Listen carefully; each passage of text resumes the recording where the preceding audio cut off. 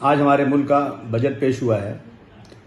तमाम गोदी मीडिया के लोग बहुत ज़ोर शोर से इस बजट की तारीफ़ कर रहे हैं, परंतु मैं पूछूं कि इस बजट में चलो एक चीज़ है कि 7 लाख तक जिसकी आमदनी होगी उस पर टैक्स छूट है, लेकिन दूसरी तरफ मैं उनसे पूछूं कि बेरोज़गारी बढ़ती जा रही है, बेरोज़गारी कम करने के लिए बजट में कौन सा ऐसा प्रोविज़न है। पिछले 45 सालों में सबसे ज़्यादा इस मुल्क में बेरोज़गारी हुई है। देश की तमाम प्रॉपर्टी, मैक्सिमम प्रॉपर्टी बिक चुकी है। सरकारी नौकरी कहाँ से लोगों को मिलेगी? महंगाई आसमान की तरफ जा रही है। समाज में गरीबी की रेखा के नीचे के लोग बहुत बड़ी तादाद में हैं, जिनके लिए बजट में ऐसा कोई प्रोविज़न नहीं है कि शायद कि इनकी इनकम बढ़ जाएगी या इनको 2 कमरे का घर रहने के लिए और इनकी रोजी रोटी के लिए कोई अच्छा इंतजाम हो गया हो। 1947 से 2014 तक, आज़ादी के बाद से मार्च 2014 तक जो इस मुल्क पे कर्ज था वो 55.87 लाख करोड़ ये कर्ज था, लेकिन मार्च से लेकर 2023 की अब 2022 के लास्ट तक का मैं बताऊं कि अब इस मुल्क पे कर्ज जो है जो 55.87 लाख करोड़ था, अब वो 155.31 लाख करोड़ हो गया।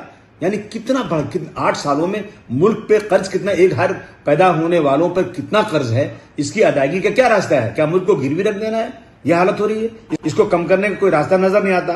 अब जो हिंडनबर्ग की अमेरिका की जो रिपोर्ट आई है अदानी के बारे में, अदानी को बिल्कुल बोगस तरीके से बढ़ा करके और इसको मुल्क दुनिया का सबसे अमीर तरीन बनाने की जो सरकार की पॉलिसी नजर आ रही है, और अदानी जब ऊपर से गिरेंगे ना नीचे तो देश के लोगों का की कितनी बड़ी तबाही होगी, इसके लिए कोई मीडिया कभी कुछ पूछता ही नहीं है। यह हालत देश में होती जा रही है।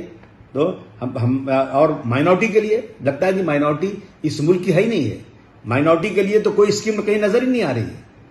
प्री मैट्रिक स्कॉलरशिप जो माइनॉरिटी को मिलती थी, बहुत सारे बच्चे उसकी वजह से तालीम याफ्ता हो रहे थे, गरीबी की रेखा से नीचे वाले लोग, लेकिन सरकार ने बिल्कुल बंद कर, हमारी डिमांड थी कि उसको बढ़ाया जाए, लेकिन सरकार ने उसके लिए बिल्कुल दरवाजा बंद कर दिया। और इस बजट में कहीं भी माइनॉरिटी के लिए कोई चीज नजर नहीं आती है।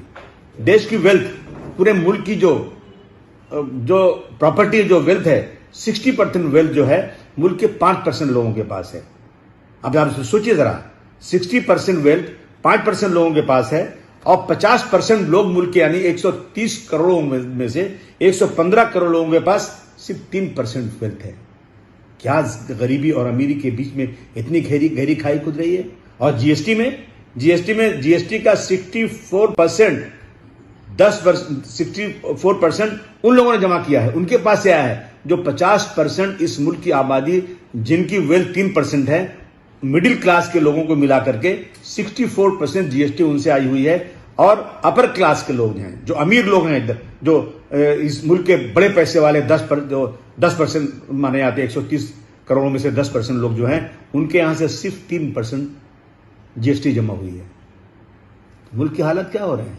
नाबराबरी कैसी होती जा रही है? गरीबी और अमीरी के बीच में ऐसी गहरी खाई है कि शायद कभी वो बंद ही नहीं होगी। मैं समझता हूं कि बजट ऐसा लाइए कि कम से कम ये गारंटी हो जाए कि इस मुल्क में रहने वाले 130 करोड़ लोगों में से जो गरीब लोग हैं, कम से कम उनके पास 2 कमरे का घर हो, उनको इज्जत के साथ रोजी रोटी मिले, पेट भर के खाना खाएं, और उनको किसी के आगे अपनी बच्चे की पढ़ाई के लिए, अपने घर में किसी के इलाज के लिए, छोटे छोटे कामों के लिए किसी और के पास जाकर हाथ फैला के भीख नहीं मांगना पड़े, कर्ज नहीं मांगना पड़े, बल्कि उनकी आमदनी इतनी हो जाए कि वो अपने बाल बच्चों को बगैर किसी के हाथ फैलाए अपना जीवन बसर करे। तो मैं समझता हूं फिर वो मुल्क तरक्की याफ्ता माना जाएगा। फिर मैं समझूंगा बजट के लिए तमाम लोग तारीफें करेंगे। धन्यवाद। जय हिंद।